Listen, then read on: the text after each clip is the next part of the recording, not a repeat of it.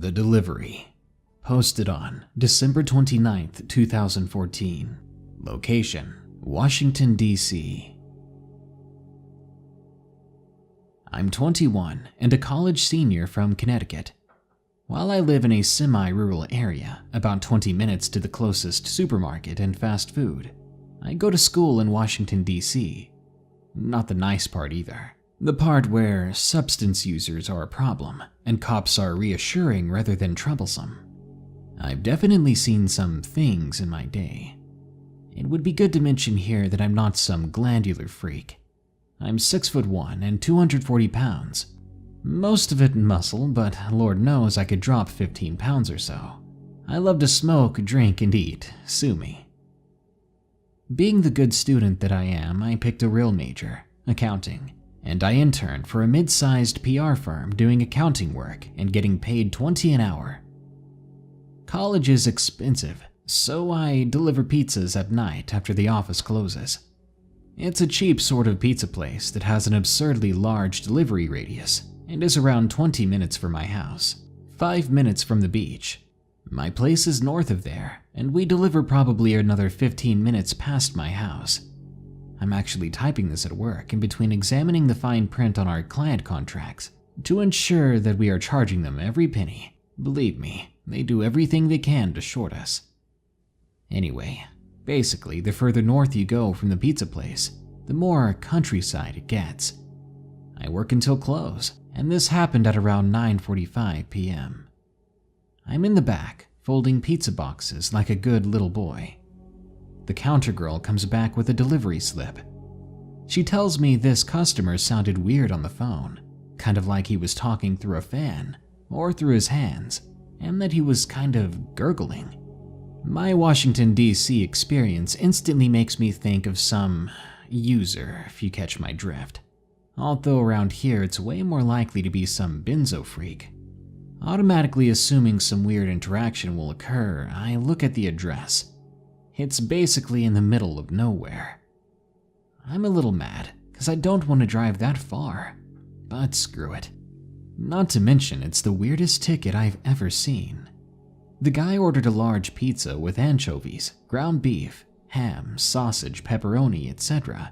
Literally $15 worth of extras on top of his pizza. I go to ask the counter girl if this is right. She says she thinks so. She couldn't really make it out though, so she said she did her best. She's about 16 years old, so I cut her some slack. Maybe she was daydreaming while she took the call, so I'll just give them a call back to be sure. I dial the phone, and it rings 5, 10, 20, 30 times, but no one answers. I hang up and call again. This time the phone goes right to, "The number you have dialed does not have a voicemail box that has been set up yet. Goodbye." Okay then. My manager decides to just make the pizza as ordered, and we would proceed from there. I go out to deliver a separate pizza to a hilariously big guy and a couple who invited me in for drinks, but I don't drink or smoke when I'm working. I was hoping by the time I got back that someone else delivered that weird pizza order. Surprise, surprise, no one did, and it was again my turn to pick up an order. Begrudgingly, I take the pizza and get in my car. I enter the address into my phone. It's on a side street adjacent to a park locals call open space, which despite the name, it's actually about 500 acres of straight woods. It's about 25 minutes away, basically the edge of our range. I put on some dubstep and crank my turbo subby while taking off out towards this road. Now, if you're not from a rural area, this can be hard to explain. Winter in the woods is scary. There's never a single sound, ever. Unless there's something larger than a cat walking around. It's just you and complete silence. Finally, I make it to the address. There are a few houses on the street, but they sit on probably 5 acres, so they're spaced out a fair amount. I'm looking for number 1134. I pass 1130, then a long stretch of road of nothing. Then it picks up again at 1144. What the heck? I just want to get this over with and get the next delivery without getting attacked by some pillhead. over something as small as a pizza. I try calling their number again. It rings and rings, then stops ringing. Wait a minute. Someone picked up. But there's no voice. Instead, I hear a buzzing or humming sound. It's hooked up to my car stereo and it's getting louder and louder until I just hang up because I don't want to ruin my speakers. The windows are fogging up at this point. I'm pulled over between two of these houses. Right when I roll the windows down, I am overcome by this odor of decaying trash, like driving through Newark, New Jersey. It's so gross, I put the car in first and I start pulling towards the next house, trying to escape it. At the end of the driveway, there's a stanchion with a light on top. The plan was to pull into this house and knock and ask if maybe they gave me the wrong number over the phone. That would make sense for these kinds of people. I'm probably 100 feet away when I see someone step out of the darkness and into the light at the bottom of the driveway. I sigh. Thank goodness, it's the guy that ordered. I'm expecting the guy to be all over the place, leaning over, acting completely out of his mind. But he's actually pretty calm. I stop the car about 10 feet away from him. He's wearing a big black coat that looks 3 times too big for him, even though he's probably got 5 inches on me. I don't look right at him at first. I grab the pizza and step out of the car. Then I grab the ticket and prepare change if he gives cash. I say to him, "Hey sir, sorry about the wait and for all the calls I made. The delivery's pretty far." There's no response from him. I realize I should be watching him considering the red flags. The smell is still extremely pungent, but I know it's not trash day. I get the pizza on the roof of my car and he's standing there under the light on the opposite side. I finally pay enough attention to get a good look at him. The guy is basically giant. He's wearing no shoes and he has ripped up jeans and there's stains everywhere. I try to get a look at his face, and his eyes seem to be sunken in. I can't even see the actual pupils with the light. From here, it's like they're black craters. I'm getting real sketched out at this point because the guy still hasn't moved or said a word. I stop the process and stare at him. He's staring right back at me with those freaky eyes. His head is sort of bobbing side to side, but not in any fluid sense at all. Kind of like a car door, like how it stops at halfway open, and then you give it another shove and it stops at the all the way point. I watch his head do this with no real pattern for about 10 seconds. I'm starting to get more uneasy between the stench in this head movement and the eyes, and him still completely ignoring me. I stand frozen, and so does he. Without breaking eye contact, I take my phone out of my pocket and hold it level with the roof so I can look at the guy and my phone at the same time. Curiosity overflowing, I decide to go to the recent calls on my phone, and I redial his number. The phone starts ringing, but I don't hear it anywhere. Wait a second. I do hear it. It's coming out of the quiet of the woods. I can hear a faint, distant cell phone ringing about 50 yards away in the woods. I'm kicking myself at this point, almost soiling myself. The guy is just standing there still, doing the head thing, but I swear to God I see him smile. Finally, I get the courage to speak. Can you please come get this? Also, I think you may have dropped your phone when you were hiding a body or whatever in the woods." I laugh nervously, still thinking maybe this guy just dug too deep into the prescription bottle. I see his mouth open, head still bobbing, feet planted on the ground. He makes a sort of low, guttural, quick grunt, then a high grunt, then a low grunt. They are sort of soft, kind of like someone clearing their throat. At this point, I'm ready to book it to the driver's seat if I have to. Just as I go to redial that phone again, I hear him talking. "The phone's not mine." The pause between "the phone's not" and "mine" was way too long. "Phone's not" literally sounded like one word. Mine came off an octave higher. My mind is in DEFCON 5, full-on panic attack. My knees are weak, and I'm literally about to pass out. I push the pizza to the far side of the roof away from me. I finally muster out, "Sir, you're freaking me out. I have a 45 and less than $20 on me. Just take this so I can leave." When I say this, his head bobbing stops. His eyes are dark and burning a hole through me. He opens his mouth again. It was his. "What?" I ask, stunned. It was his. The phone was his. The guy starts coming towards my car. Not a step, but like one huge muscle spasm that propels him forward. The phone was his. He repeats.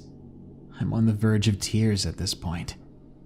The guy jerk jumps again, now closer to the car.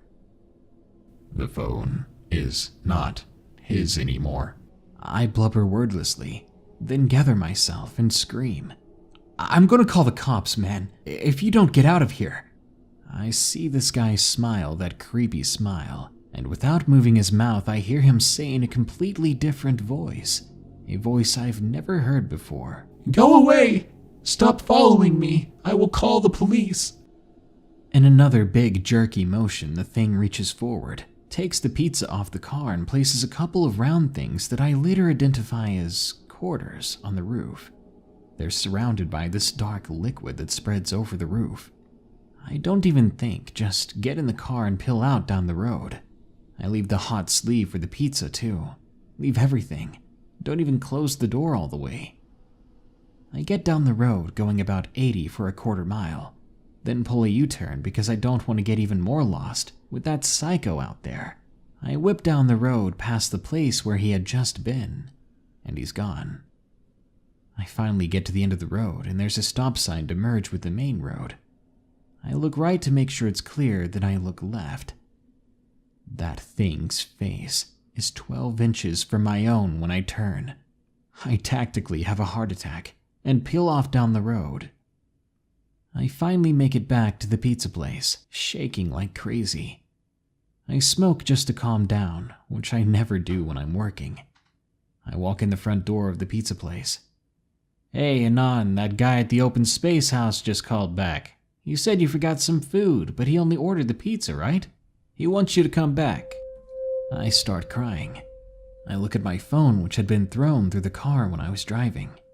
There's 14 missed calls from his number. All the voicemails are empty except the last one. All I can hear is ragged breathing and those low grunting sounds. I'm bawling my eyes out in front of this hot counter girl, but I don't care.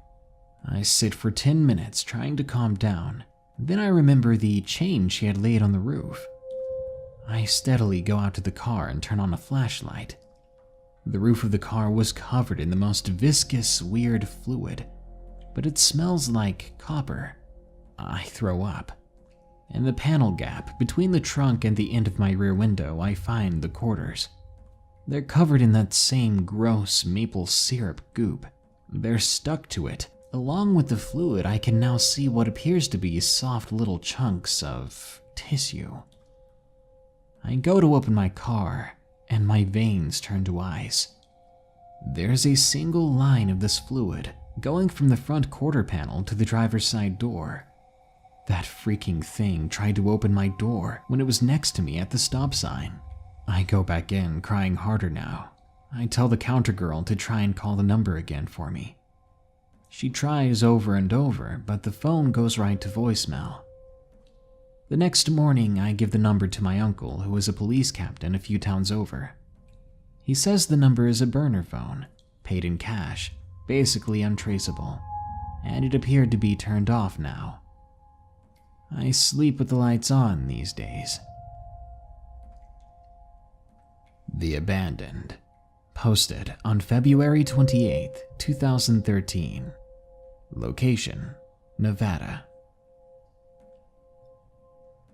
I live in the rural north of Nevada. You know, there's gold in them there hills. I'm hanging out with 3 bros drinking at the house. I call up some friends, because it's desert party time. We drive out into the middle of nowhere on a dirt road, so we can destroy some targets at target practice, then listen to some obnoxiously loud music. 30 miles of driving, completely stark, barren desert. The dirt road ends. It's not a significant location of any kind. There's other people out there already, which was weird. But there are some very attractive looking girls there, oh lord. We set up tables and chairs and get the bumpinest car stereo going. Everyone is drinking and having a good time. It's pretty cash. But the girls hate us doing target practice. Half a dozen of us decide to work together to find the tallest nearby hill to smoke at. We get to the top, and the hill overlooks a valley. And on the opposite side of us, there's this old structure in the distance, maybe half a mile. It looks like an abandoned farmhouse, and you know what that means. It's exploring time. We gather everyone, and this is going to be awesome. It's still very early evening, and it's light out. The entourage approaches the farmhouse. It becomes clear that this is really freaking spooky. The girls are getting scared too. They're too afraid to enter the unholy basilica and go through the front door. But Christ, it's a 1940s era 2-story fancy farmhouse, and everything that was in it is still there. But it's absolutely covered, absolutely caked in rat droppings and decades of undisturbed dust. Everything is still there, like I said before. The beds, the pillows, the blankets still made up. Chandeliers, books, furniture, pictures, paintings, even an old film reel, projector, and screen. These people were obviously quite wealthy, but in 70 years the property has been pillaged. But none of this crap had been stolen? None of it sold at auction, destroyed, or recovered by friends or relatives? There's this old school mint green refrigerator with the door open. Desiccated, moldified, ancient food remaining in there. None of this is right. Not right at all. How did this happen? Why did it happen? Even I'm getting really creeped out. The wardrobes are filled with WW2 era looking clothing. Now, truthfully, I don't know the significance of the farmhouse with this story overall. The thing is, I felt like the farmhouse was a very bad place for reasons that I did not understand. I mean, nothing bad happened at the farmhouse. It was just a little odd. The more absurd and terrifying stuff went down that night, just a little while after the farmhouse. But it all began here. I went from drinking and having a good time to freaking out. The sun was starting to go down, so we needed to get back to the party camp. It was barbecue time anyway. Time to whip up some burgers and steaks on the grill. It was delicious, to be honest. My friend Dan lived down the street from me our whole lives. Essentially, we have known each other since elementary school. Dan is fat and funny and very tolerable. He comes up to me and quietly says that he just wants to go home. I try to get him to tell me what's up, but he doesn't give me a straight answer.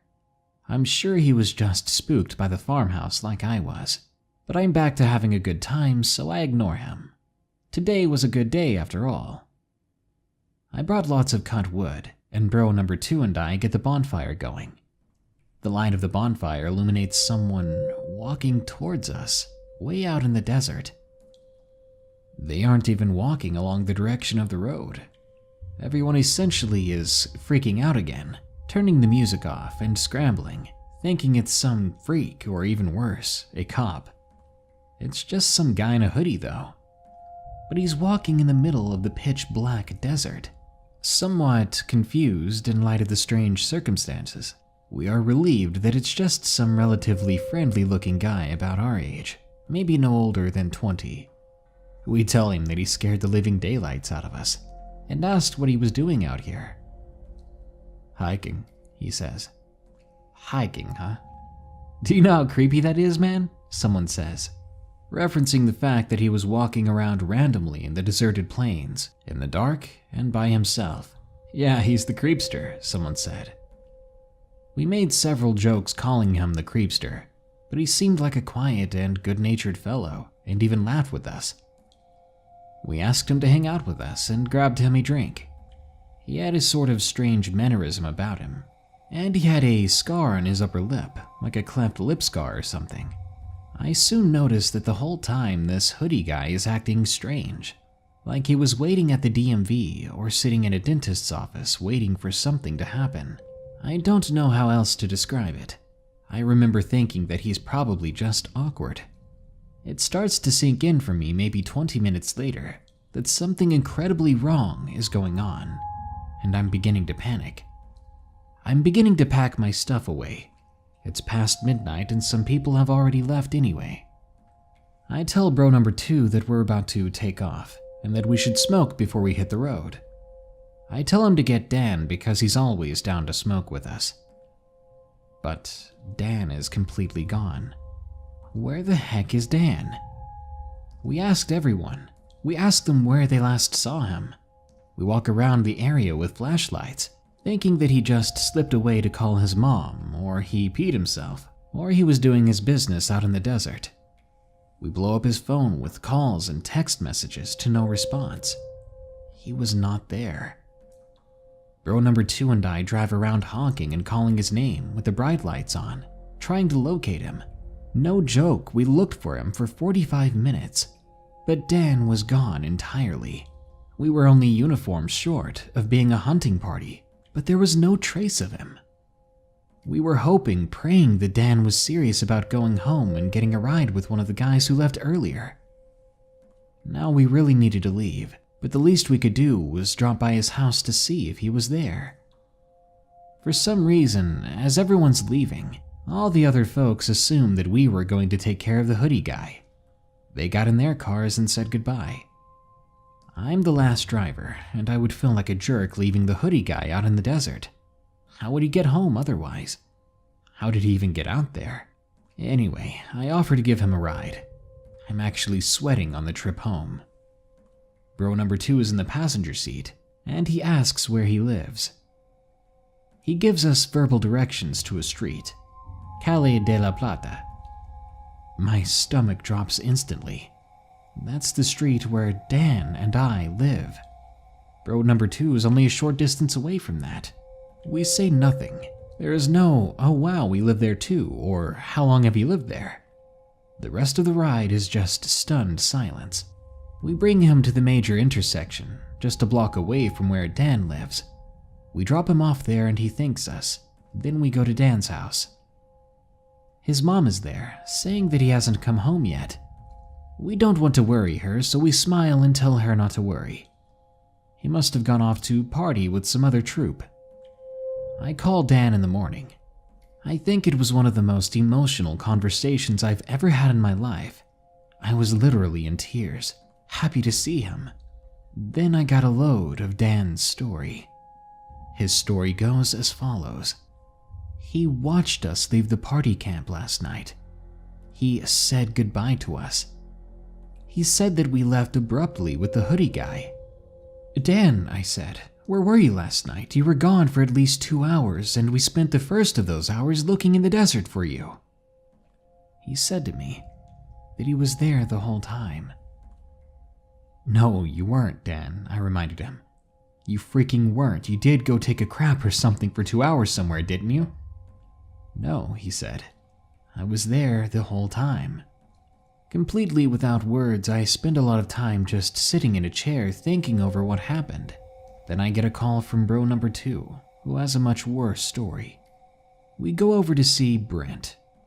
Brent was one of the guys who was at the party camp that night. He brought the chicks, and the chicks were over there too that day when we went to get the story from Brent. They said we never looked for Dan. They said that Dan never went missing. He had been there the whole time, and we left before he did. They say that we arrived to the camp with the hoodie guy, and that he was with us in our car when we got there. I'm trying to calm down and explain to them that that is impossible. We had arrived with Dan. Why did you call him the creepster then? I asked her. I don't know, he was just really quiet and had that weird scar. No, that's impossible, I said. We all saw him and were creeped out by him coming right out of the desert like that. He walked out of the darkness. That's why you called him creepster in the first place. Bro number 2 and I are yelling at the top of our lungs. They don't seem to understand what we are so upset about. They keep telling us to calm down. They don't remember how strange it was that he was in the middle of the desert. Because he came with us, supposedly. Dan does not really ever hang out with us anymore. He was always a fun guy to be around. But his mom says he's going through some personal things. But since March 2012, he doesn't really even talk to me or bro number 2. Sometimes I wonder if my friends have some sort of amnesia or collective block.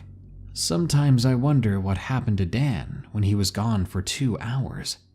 Sometimes I wonder if the hoodie guy was even a freaking human being.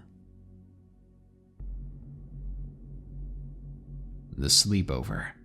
Posted on April 21st, 2013. Location: California. I've never shared this story before, and after this I don't really intend to again. This thread has really kept me good company as I've drifted in and out with this pounding migraine. I don't really like talking about this time in my life, but I want to contribute. When I was 10 to 12, I lived with my mother. We were below poverty level poor. We lived up in the mountains around Santa Cruz, California, and my mother had a friend that owned a large bit of property up there. He let us stay in a trailer. Our trailer was very small and was right beside a garden. A chain link fence ran around the garden to keep the dog the owner had out, along with other animals. Deer and things were very common in that area. Also, inside the fence was a single room. It was built like a tiny house, but it was only a single room inside. This room had electricity, and since our trailer didn't, I spent a lot of my time in there, especially as I was so into video games. There was one thing you should know right now. This small fenced-in area was only a small part of the property, but most of it was heavily forested. I refused to leave that fenced-in area because the owner's dog had been mistreated by children in the past and was very sketchy towards me all the time.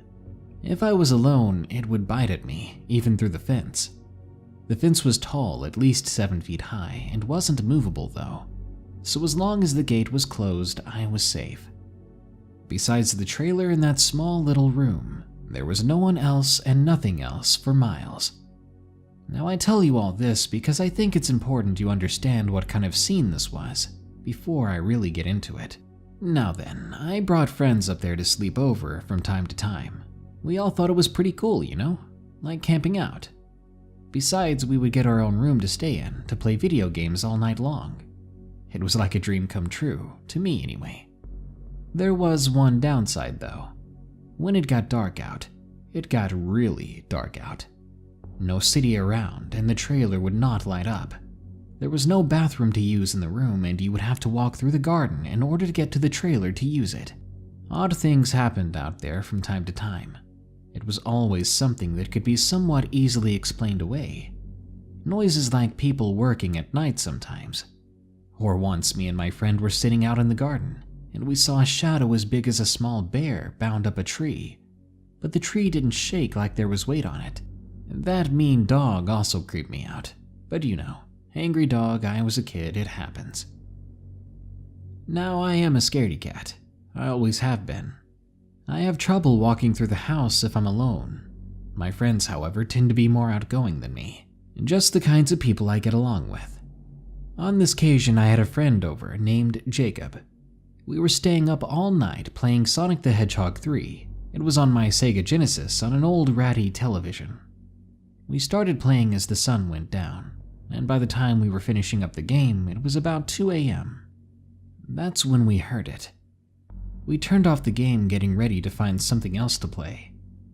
There was a rumbling in the woods behind the room we were in, like someone was rolling something really heavy around. We hadn't heard it before because the noise from what we were playing was quite loud. Immediately, I had goosebumps. Jacob wasn't really worried about it, but it's not like there was someone else's house or yard right over there. It was just forest for miles. Yet it sounded like someone was constructing something, dragging or rolling something really big. Eventually, Jacob convinced me to just play more games and ignore it. I agreed on the condition that we turn the volume down so we could hear if something else happened. We started playing, and I didn't even notice the noise stop because I was getting so engrossed. A couple of hours later, Jacob said he needed to use the bathroom. I was feeling fine by then, so I was fine when he left to the trailer to relieve himself. He was taking a while, so eventually I decided I was going to go check on him. Besides, I could use the bathroom myself and grab a snack while I was at it. I opened the door to leave, and he was just standing at the doorway right there, right outside the door facing it. It scared the crap out of me. I asked him what he was doing, and he just continued to stand there, blocking the exit. I realized he must have snuck up to the door because I could hear him walk away from the room, but I hadn't heard him walk back up to it like this. It was super quiet. I should have been able to hear him do that. He refused to say anything or respond to me, still just standing there. I told him he was really creeping me out, but it wasn't like him to try and scare me like this. Finally, I decided to just go to the trailer and use the bathroom myself, partially because I knew my mother was asleep in there. I told him what I was doing and then moved past him. When I moved past him, though, I had to push him out of my way a little, and his skin felt frozen, like ice cold to the touch. I jumped back a little. But it was a cold night, I told myself, and he had been standing out there for like half an hour. So I figured that was to be expected. I walked as quickly as I could over to the trailer, and he followed me, like right on my tail. It was unnerving. I joked a little, saying that he already surprised me by scaring me at the door, and that the joke was over. Finally, I made it to the trailer and walked in. He didn't follow, just stayed at that doorway as well. I checked on my mom, who was still sleeping, then turned to go to the bathroom. Now, it being a porta potty, we keep the bathroom door shut because, well, it smells bad. When I reach for the door and try to open it, though, it's locked. A nervous, familiar voice came from behind the door. I'm in here.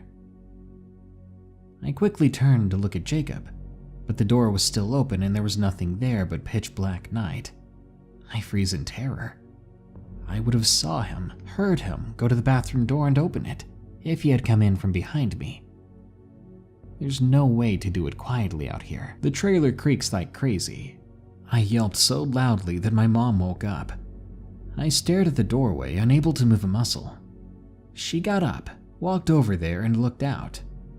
Not seeing anything, she closed the door and asked me what was wrong. By now, Jacob was coming out of the bathroom and acting perfectly normal, but a bit confused. I explained what I'd experienced.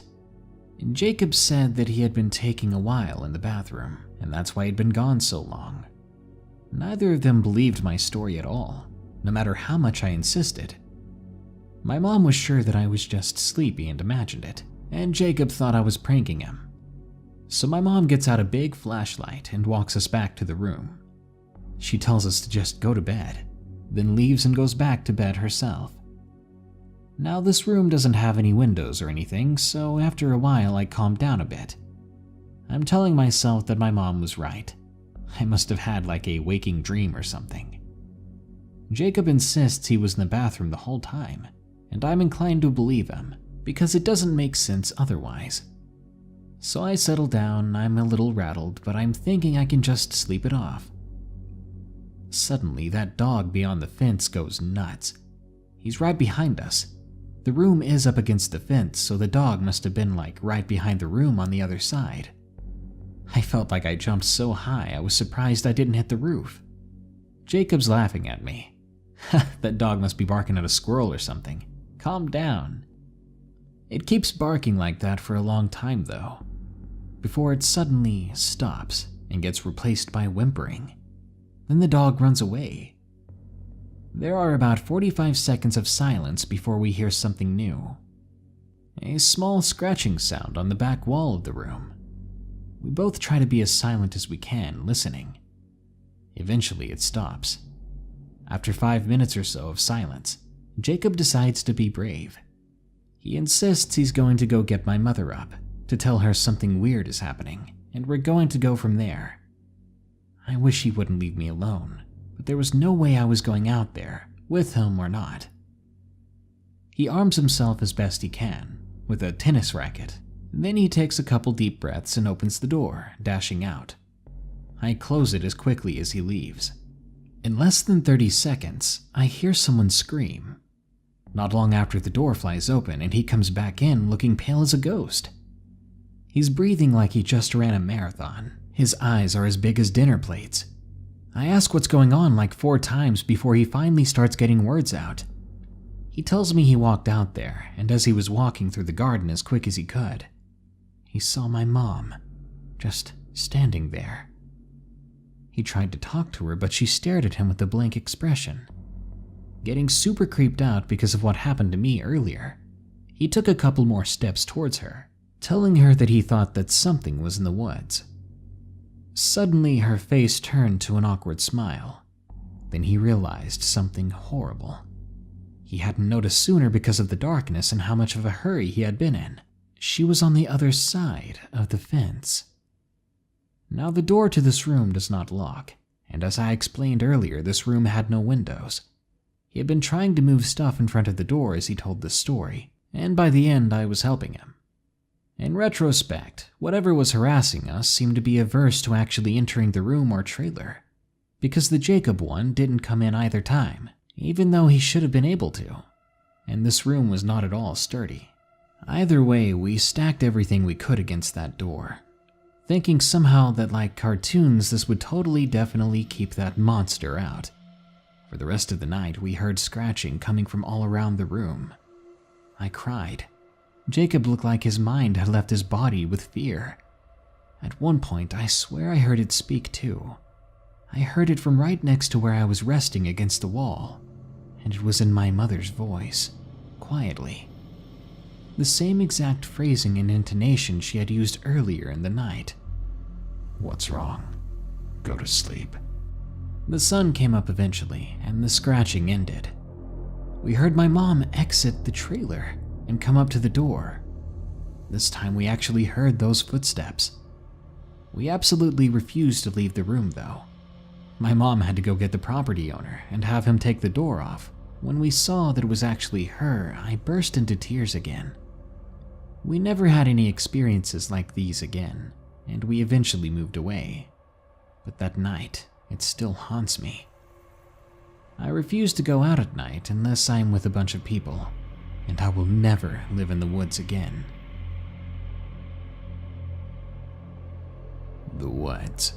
Posted on March 3rd, 2013. Location, Missouri.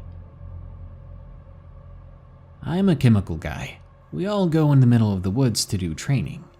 This happened during an FTX out in the woods, next to a ridge and a large stream bed. Every night there is a roaming guard of 2 privates. We have our little blank adapters, and we just roam around, making sure no one's up to no good. This happened one night when me and a buddy of mine are posted on a couple of stumps by one of the light systems that they drag out there. It's about 0300. Me and my pal are set up under the lamps, soaking in the warm exhaust because it's 25 degrees out, and we were not going to move at this point. We're watching the tents, joking how if anyone was going to do the nasty, it'd be difficult due to the cold. I nudge my friend and tell him he can catch a nap. He quickly lulls off and is snoozing. Snow is slowly drifting down through the trees, peacefully. I'm just kind of staring into the woods when I hear that crunch of snow. It's extremely faint and I have to perk up my ears to make it out. I think to myself, there's no way. They're gonna get frozen out there. I nudge my buddy awake and tell him there's a DS in the woods, a drill sergeant. He perks up, and we are both watching the woodline. Sure enough, we see a shadow come in from the woodline, crouching low. Amazing he can be that quiet in the snow. We both grin. Last time this actually happened, they dragged someone out and tied them up to a tree for giggles. The shadow gets well within the camp line, crouching really low. Looking back, it was odd. One of the tents rustle, and the shadow instantly stands up to full height. And dang, I'd say it was at least 7 feet tall. And are those horns on its head? My buddy and I suck in our breaths and our eyes are wide. That is not a drill sergeant. Whatever it was opens a tent flap real slow and looks inside it. At this time, my buddy has found the little radio we were given in case we need to contact the actual drill sergeants. My buddy is freaking out and trying to get them out there, which causes them to freak out and come ghosting out of the freaking shadows. They startle us and my buddy yells. Then we all hear a loud grunt. All our heads turn to see this goat thing dragging one of the privates out. It's trying to drag her out of the camp. Nothing really happens for what feels like hours. It feels so surreal staring this thing down. We're awakened when the female drill sergeant screams out a war cry and launches herself at the thing at a full sprint. The rest of the drill sergeants pull out their pistols and charge down to try and get that private back. He hops up and runs down, scrambling to grab the chick and haul her back. The drill sergeants are taking off to chase whatever that thing was away from the camp. As we are dragging the chick away, the entire camp is up now, setting up a perimeter around the AHA and Chow tent, two areas that have constant light. Tense beyond belief, everyone has their bayonets in their hands. The drill sergeants come back an hour later looking worse for wear. Then we all load up in the Humvees and get out of there. Apparently, the drill sergeants had chased the thing over a creek, at which it took off into the underbrush. The female soldier was okay. Whatever it was had smothered her until she passed out, obviously wanting to take her alive. Higher command was weirded out by this, but didn't seem fazed by it, and had simply made the drill sergeants carry fully loaded M4s for the next rotations. Strange skinwalker thing in the woods? Nah, don't worry about it. Now have some more firepower. Now there are tons of these stories. Stories of people hauling tail out of the woods in full kit, blubbering and getting discharged due to mental instability. I have one other story, and this is from a friend of mine who went to MP training there. The friend was on his last FTX in the middle of winter. He is set up with 3 other people in a tower overlooking a huge expansion of woods. A scheduled OPFOR attack happens. Everyone's having fun, firing blanks, all that.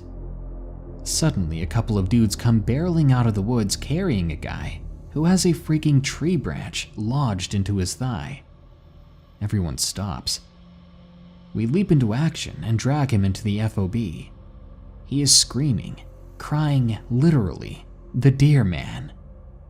Drill sergeants instantly scramble for their M4s and get on a loudspeaker, demanding every private into their little hutches. Then they break a major rule, handing out live ammo to everyone. And it's so tense. Soon enough, the only sound is that guy screaming, The deer man, he's out there, Jesus Christ." And he keeps screaming this until the medics arrive. The Other, posted on March 2nd, 2013. Location, South Carolina. I was 16 years old, living in the backwoods of South Carolina. You hear stories from local kids of the creepy things happening in the woods, particularly 2 miles from my new house. I decide I have to check it out. It can't be that scary, right? Heavy fog all of a sudden rolls in, bringing a smell of copper and burned hair. The hairs on the back of my neck start to stand on end. I start hearing whispers and giggles. Here's something running in the woods near me. It's getting louder, closer. I turn around to see something crawling extremely fast and low to the ground on 4 legs, but it seemed to have arms and legs like a person. I scream in fear, getting its attention by accident. This causes it to screech and retreat back into the woods. The fog lifts and smell suddenly goes away, but I nope right out of there. But when I get home, I swear to God, I caught a glimpse of it in my driveway. As I'm walking toward the door when I feel it's safe, I end up blacking out. When I wake up, I'm on top of my dad's car. My dad is over me trying to get me to wake up. I tell my dad what's happening while my ears are ringing. He laughs at me, tells me it is just my imagination. Everything returns to normal, and it stays normal for the next 3 hours. My dad suddenly says, "Hey Jake, Mind getting me those steaks out of the fridge?" I look at him and say, "Why did you call me Jake, Dad? Because my name has never been Jake." He suddenly looks at me full of hatred. I shut up and give him the steaks anyway. He takes the uncooked steaks into his room and locks the door. He comes out an hour later with the package and throws it away. I'm not even gonna ask. Around 11 p.m. he tells me to go to bed, which is odd because it's Friday, and he doesn't usually care if I stay up. But I do as I'm told and go into my room. At around 3:15, my door opens. It's my dad. I don't say anything and I pretend to sleep. But that smell of copper returns to the air, and it makes me sick to my stomach. He sits on the edge of my bed and just stares at me. It lasts for several minutes. He then mumbles something under his breath. It was in a voice that I didn't recognize. My veins froze and I just laid there. When he got up and left, my heart sank. I just laid awake until morning. The next morning I woke up and my dad is asleep on his lazy boy. He's got some red coming from his nose. I wake him up and I'm still spooked about the other day. I ask him about his nose and he has no idea where it came from. Maybe it's just random, he said. I ask him about the night before and he has no idea what I'm talking about. He doesn't even remember waking me up. My heart sinks again. When he states that it was still Friday, I know for a fact that it's Saturday, but he argues with me until I show him my phone. When I see his face, I know that we're both freaked out. I've never ventured out into the woods since then, and nothing strange has happened. But sometimes I will hear the front door open and close a few times during the night.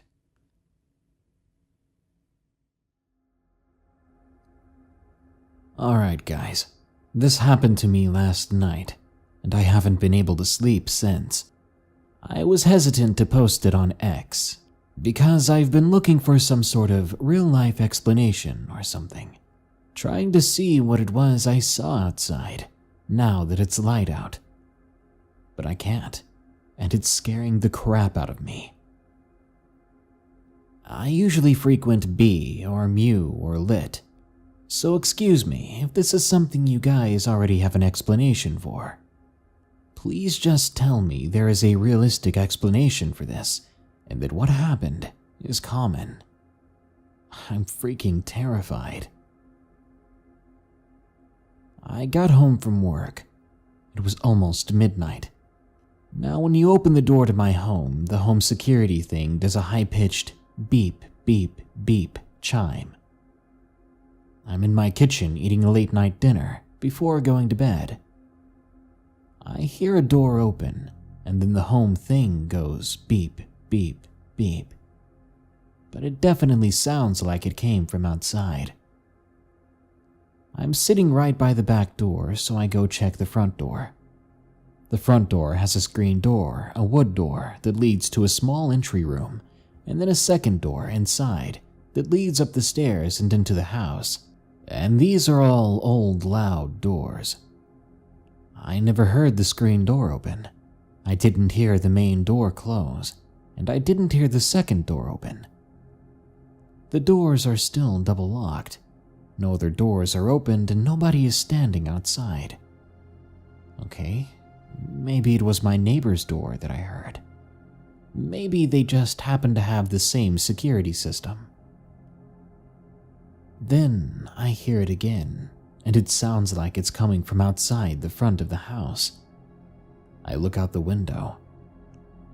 It looks like a deer is crawling on the yard with its belly to the ground. Weird. But then, the thing stands up on its back legs.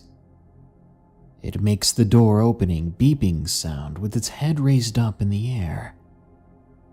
This is not a deer. It looks like some guy with deer legs, but it's too dark to see anything beyond that. I'm home. What in the world? It does it again. I'm home. Sounds like a dog barking "I'm home" while trying to vomit. It starts to gallop away across the street, making that beep, beep, beep. Then it starts shaking. It's raining out at the time. I can see the thing open its mouth and hold its head up again. Then the thing starts digging furiously at the grass across the road with its front arms, legs, or whatever they are. It puts its head near the hole it made, like it's looking inside. Then it continues on down the street. Beep, beep, beep. I'm home. It puts its head back up to drink in some rain, then digs at the ground again. Keeps doing this down the block before eventually galloping away down the division, away from the city. I don't live in a rural area. The deer population here typically stays down towards Melrose Park off of Thatcher by the river. I live just outside of Chicago, literally a block west of the city limits. I've never seen anything like this before, nor have I ever heard of it. I'm basically soiling myself right now. I was going to post this story all over, but I figured anywhere else then I'd get memed left and right, and this seems more paranormal than anything.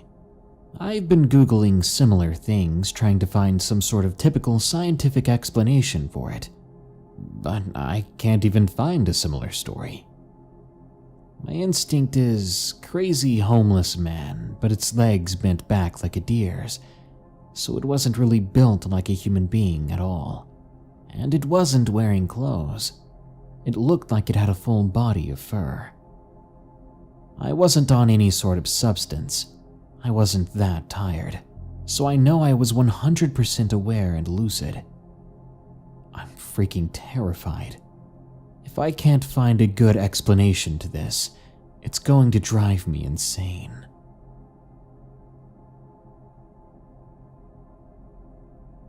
Hey, does anyone else legitimately sleep with a gun under their pillow? I started doing it a few weeks back. I only stash it away when my girlfriend is over for the night. Somehow it's comforting to me.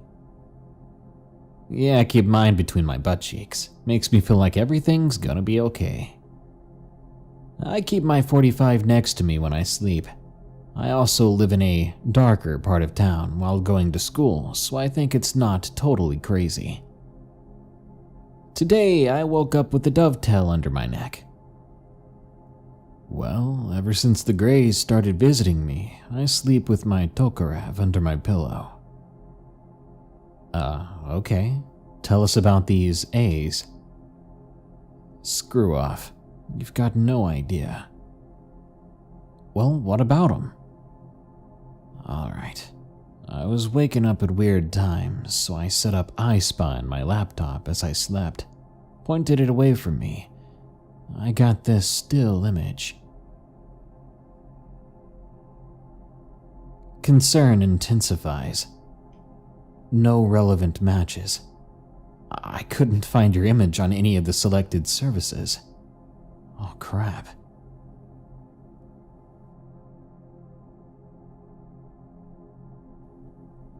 I was doing the K Summer in the Woods challenge, Stalker challenge.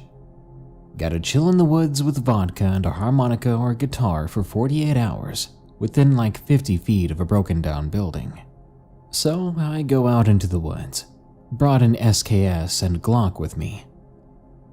I spend the first half of the first day exploring, finding a nice abandoned concrete structure of sorts. I set up a camp nearby, make myself a campfire. I got some small game on the way there with my sling and start skinning it. It's pretty tasty after I get it cooked. As I sit there, I begin to hear some rustling sounds, and it sure as heck isn't my jimmies. I put a hand on my rifle, scan the forest in front of me and behind me. A solid 5 minutes pass, and I put my guard down, as nothing else has happened. I go back to jamming on my harmonica. The following day, I wake up to screaming. My eyes shoot open, grab my SKS. But then there's silence. Nothing but absolute silence. Storm clouds are gathering. Gonna be a blowout soon. It starts dripping on me, and I decide to head in the direction that I heard the scream. I spend at least an hour searching, and get lost really bad. Luckily, I manage to find my way back to camp, but I'm pretty tired. It's raining like crazy now.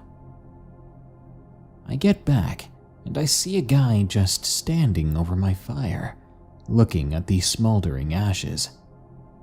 I get a bit shaken.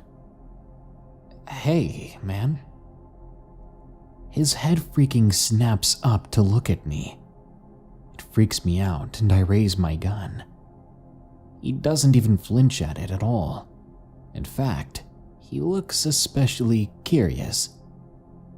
"Are you lost?" He doesn't respond. He smiles. "Do you need some help?"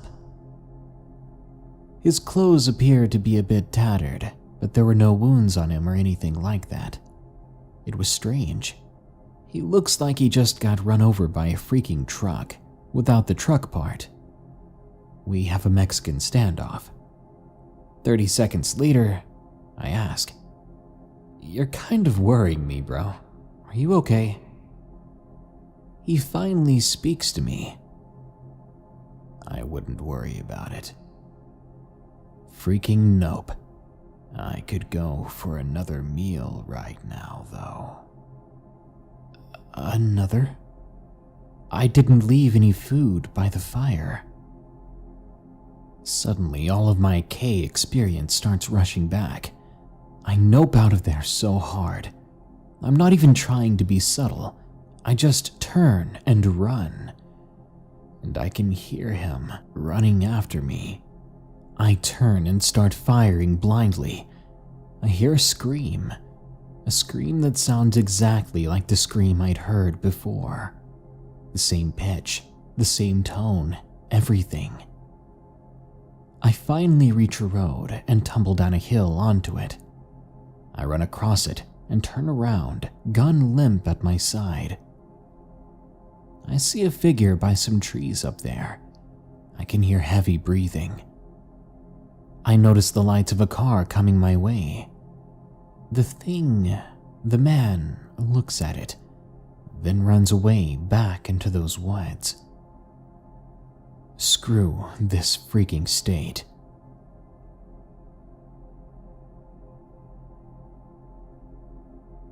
The Grand Caverns Cryptids. This photo was taken in 1895 by an amateur spelunker photographer named Orrin Jeffries while exploring an unmapped section of Grand Caverns in southwestern Virginia. At the time it was taken, Jeffries was conducting photographic experiments using super long exposures to see if anything at all could be captured in the total absence of light, otherwise known as cave darkness. He would situate himself on level ground, extinguish his lantern, and then open the lens of his homemade box camera for as long as he could stand the darkness. During one of these experiments, he heard something approach from the deeper recesses of the cave. Frightened, Jeffries abandoned his experiment and set off one of the blitz-lit flashes he used for taking traditional photos underground. According to the report he later gave to a local newspaper, Jeffries saw 3 humanoid creatures staring at him from the shadows and took off running in the other direction and did not stop running until he was topside. Several days later, he returned with 3 other men to retrieve his box camera.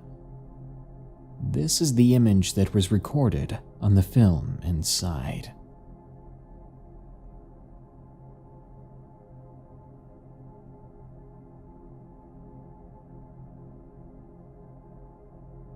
Creepy deep web stories. I have a few.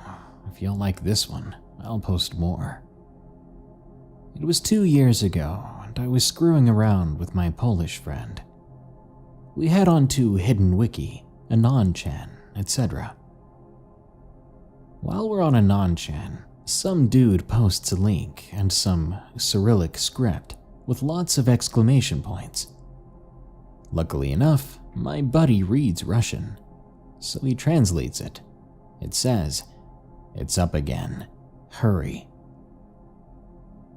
Alright then, why not? We click the link. Here's what we saw. 3 dudes in military uniforms, shown only from the neck down. They're speaking excitedly and super high-pitched or nervously in Russian. Friend reads Russian better than he speaks it, so we can only catch a few phrases. Basically, these guys are scared and excited. They're saying they're getting another one. Eventually, it becomes clear that they're out on the ice in some random lake in Siberia, ice fishing. After a few minutes of nervous chatter, someone starts firing. The camera swings around wildly, eventually focusing on a poorly lit hole in the ice. Gurgling and splashing noises are coming from it. These guys and others are just straight pumping bursts into the hole. Eventually, after another few minutes, these dudes use long hooked poles to dig around and then begin to heave something up.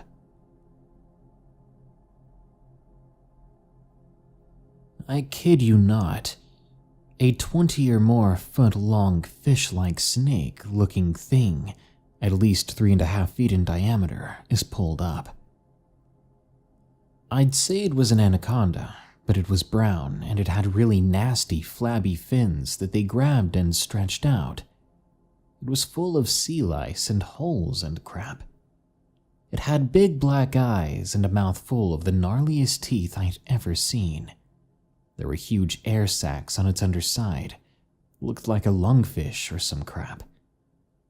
The video cuts to a series of photos of the thing, better lit than the video, presumably because they're shot with flash. It had mottled brown skin with plenty of blood smeared all over it, either from the bullets or it was from scraping the sides of it along the hole they pulled it out of. One of the pictures showed what I'm guessing was the contents of its stomach. There was all sorts of crazy crap in there. Moral of the story, don't go swimming in Russia.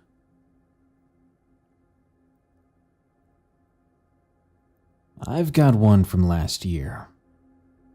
I was 23, stalking in the woods, in the Ozarks of Arkansas to be exact, with some new gear that I'd been saving for months. Some boots, tack vest, even a Millsap gas mask. It was like Christmas. Being where I was and wanting to field test some personal prototypes, I had my nugget on hand. Wouldn't do much against the big bears, but it would ruin any snake, stray dog, or cougar's day right to hell. Had a couple of strippers and 2 clipazines I built and wanted to field test in my pouches. Some rolled up targets stuck in my loops, and a light complement of survival gear, like a compass, topographical map, thermal blanket, extra undies, MREs, canteen, and camelback. The works. Basically prepared for the inevitable invasion of any type. I was having a great time romping around the woods, playing with my field of view in the mask, testing the reliability of the clipazines, generally having fun. I wandered next to a creek bed and decided it was time to practice my guerrilla tactics. It was late summer, early fall, so no danger of getting my gear wet in the non-existent steam. Crap was in more danger of water damage from my own sweat. After triple checking my safety, I proceeded to do a series of scree slides and uphill hustles in full survivalist gear. Needless to say, I got winded really quick. I stood panting in that dry stream bed and decided to check my position with my topographical map and compass so that I could set a course for home. In the middle of reorienting myself, I caught wind of a smell. At first, I thought it was my sweat, but the funk quickly evolved into something freaking worse. A dark undercurrent of rot, deep notes of animal musk, a bassy score of raw garbage punctuated by garlicky timpani, and a thick black score of something between skunk and onion sludge. I went into straight operating mode, popped an Addy from my pouch for extra focus, pulled the clipazine from my nugget. It seemed to be working fine, but if I was going to have to shoot something, I'd prefer not to have any risk of jamming. The smell made me gag, and I nearly puked up that Addy tablet. The smell was that strong at this point. Whatever the source was, it was definitely mobile and getting closer to me. Screw it. I pulled up my mask from around my neck and pulled it over my face. It helped a bit, but the mask wasn't 100% airtight around the joint. So some of the smell got in. I walked cautiously and slowly along the creek bed to where the slope was shallowest, listening for twig snapping or animal sounds from above me. I definitely heard something shuffling around up there, and it sounded bigger than what my nugget was up for. It was a near constant snuffle grunt and sloppy, uncoordinated crunching around bark and leaves. All that mixed with the smell, and my mind immediately jumped to big bear. And I mean big. Possibly even rabid if it smelled like that. Let me tell you something about Ozark big bears, straight from my dad's mouth. My dad's lived in the Ozark for 58 years, and in that time only two things have managed to shake him: the challenge of fatherhood and the big bears. According to him, the native black bears were hunted to near extinction between the 40s and 50s. To correct this, the ANRC, NRCS, and Arkansas Fish and Game Commission released 250 bears into the Ozark and Ouachita Mountains. Their website insists that they were all black bears. My dad insists that that is bullcrap. According to him, more than a few of the bears released there were brown bears.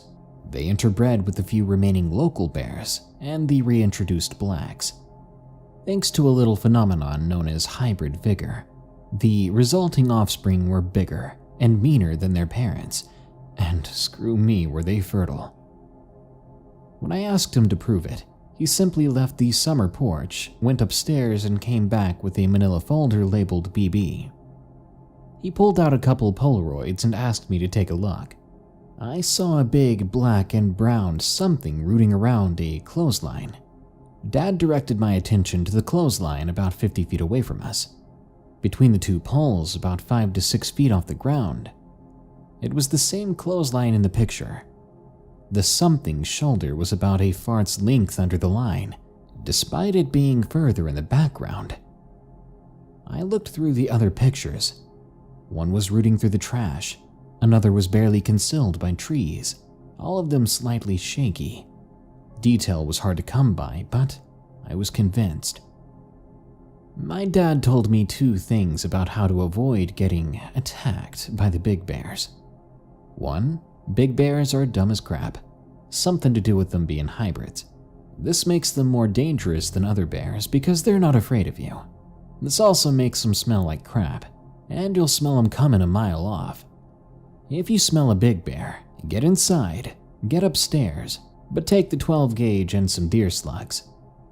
And two, if you do see a big bear, and you ain't home, or you ain't got a shotgun loaded with slugs, hide. Up a tree if you can. They're faster than you, so there isn't any use running. I tell you all of this because after 23 years I'd finally managed to prove my dad wrong about something. Well, half wrong. There's something in the Ozarks that matches my dad's pictures of big bears, but whatever they are, they sure as heck aren't bears. So back to my story. I would have stayed in that creek bed and waited for that something to screw off on its own business, but the light was already slanting through the trees, and as bad as my dad made big bears sound, I was sure as heck not wanting to be stuck with a god-dang rabid one after dark. Instead, I opted to climb up the opposite edge of the creek bed. Had to scramble over some big rock outcroppings and half stand, half lean against the slope of the hill. But I figured that if anything, that would just be an extra layer of protection against that something out there. I'd gotten a few glimpses of it over my shoulder as I climbed, but this was my first good look at it. I just couldn't stop staring. Like I said in my previous post, this was not a bear. It was bear-like, but not a bear. I've been into sci-fi my entire life, and even got Barlow's Guide to Extraterrestrials from my awesome late stepmom. So when I saw this thing for the first time, my freaking nerd brain immediately went, oh, a Sulador. Except it wasn't. It looked like a Sulador, a grizzly bear, and a sloth had a three-way on top of a garbage heap to make it. It had a long prognathous snout like a stubby trunk, with big angular shoulders, feet that looked like manhole covers covered in dirty matted fur, and a body like a furry blimp. Its fur was the same charcoal black and day-glow brown that I saw in the pictures, and full of mats and clumps of dirt. I mean, I stared at it for so long, drinking in those details, trying to make sense of it, for 2.5 minutes. And it somehow didn't notice me. Jesus, these things were dumb. I remember feeling a twinge of relief. If it hadn't noticed me yet, trying to scrabble out of a rocky gully, it probably won't notice me sneaking away from it. It's going to sound ridiculous, but I farted then. The something stopped, my breath stopped, and my heart stopped. The only sound in those woods at the moment was my freaking fart echoing and the sound of my nose blistering under the something's odoriferous assault. It was like slow motion when the thing turned its head, looked back at me, sniffed the air, and stood up. It had been shuffling around, crouched low to the ground the entire time. What I thought were shoulder blades were its freaking elbows. It could tie its shoes without bending, but its paws probably would have crushed its Air Jordans to bits. They were like trash can lids. It sniffed the air again and coughed or barked like it was asking me a question. It sounded like Gorp. I swear on my mom, that's what it sounded like. Gorp. So there I was, the idiot who didn't listen to his dad, the awkward cringe lord who freaking farts when he's trying to sneak away from a freaking Gorp. I aimed at it in center mass and I fired. It didn't thwack into the Gorp, because hey, if you're gonna die, might as well give your killer a stupid name in your head, right? Instead, the shot thwumphed, if that makes sense. There was a puff of dirt and hair when it thwumphed, and bless my luck, the Gorp actually flinched from the impact. I waited to see blood. I guess that Gorps are so covered in nasty flea-ridden hair mats that over time their poor hygiene gave them natural body armor, because I didn't see any red at all. What it did do was rear up and gorth at me, a low growl that my colon decided was a warning, because it was producing bricks, enough so to construct a barricade. I worked the bolt and fired another shot, this time at its ugly sloth bear elephant looking face. This time it did thwack. So did the dirt a few feet to the thing's left, because it ricocheted off its skull. The thing stood there staring at me, like it was too dumb to realize it could have stood in the stream bed and grabbed me by my face while I pelted it with useless bullet after bullet. I yelled at it and fired a third shot in any direction at all, trying to scare it off. The Gorp or Gorth or Big Bear or whatever it was dropped to all fours, lurching forward towards me, then did a 360 and shuffled away. It worked. I stood there until the sky turned blue to orange before I snapped out of it and tactically retreated back home. When I got back, I told my dad this story. I probably should have mentioned that I was visiting him for a few days. He could probably smell Big Bear on me, so it was no use lying to him. When I got to the part about what the big bears really were, he refused to believe me. Then he got pissed at me. He locked the doors and camped out upstairs for the rest of our visit. I had to freaking bring him beer from downstairs when he started to talk. The weird thing is, as scared as he was, and as weirded out as I was seeing him that scared, I wasn't scared. I remember that very clearly. Not being scared at all. I guess you could say I was too interested or curious to be scared. Because if I was scared, I would have just bolted away, and I'd probably be typing this from inside a year-old gorp turd. If I had to guess, that Adderall I popped probably kept me from switching into run home scared to mama mode. Well, Kay, you probably stopped reading 2 posts ago, but that's how I met a gorp and lived. Hey OP, user from Anne here. Have you considered that what you saw might have been a megatherium, or a giant ground sloth? They used to get pretty big, around 20 feet, had long arms, and their skin was full of interlocking bones that would have been like natural chainmail. As for the stumpy trunk, it may have either evolved one over time or might have had one all along. Soft tissues don't fossilize, and skin impressions of the face have never been found.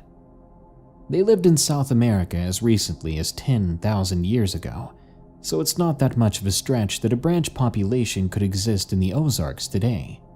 Some pictures have surfaced that some people think indicate that giant ground sloths still exist in the Appalachians, a habitat not so different from the Ozarks.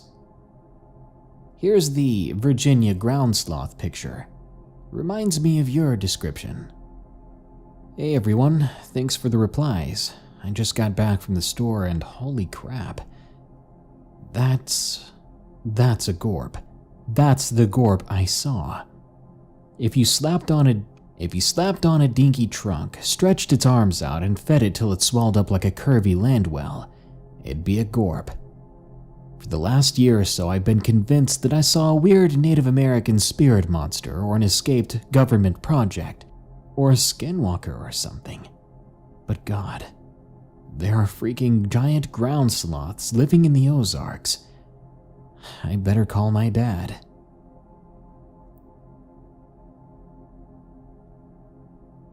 I hope you enjoyed these 4chan stories.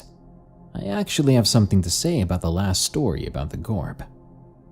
We used to live on a hill, a lot of you already know about that, in the middle of nowhere.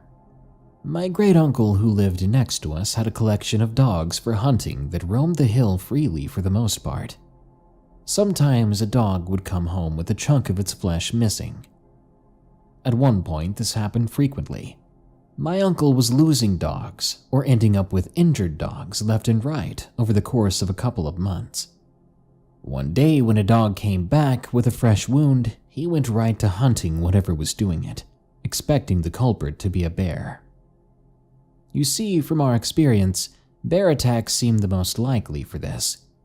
Mountain lions around there were quite vicious, and on the occasion they actually attacked the dogs or defended themselves, they would always maul the dog to death on the spot, or drag away the corpse to eat. Bears, on the other hand, were the type to swipe at the dog and run away to protect itself, leaving the poor pup with a big injury that would either kill it or leave it permanently disfigured. Anyway, he found the tracks near where one of the dogs had been attacked. Even found a mess of tracks that indicated a scuffle between that dog and the bear.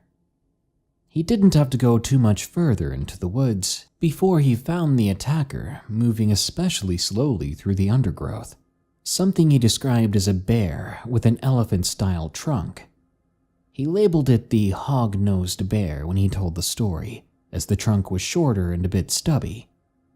It's a weird feeling hearing another person's anonymous story hit close to home. Maybe there are a few giant ground sloths out and about in Middle or Southern America after all. Good night.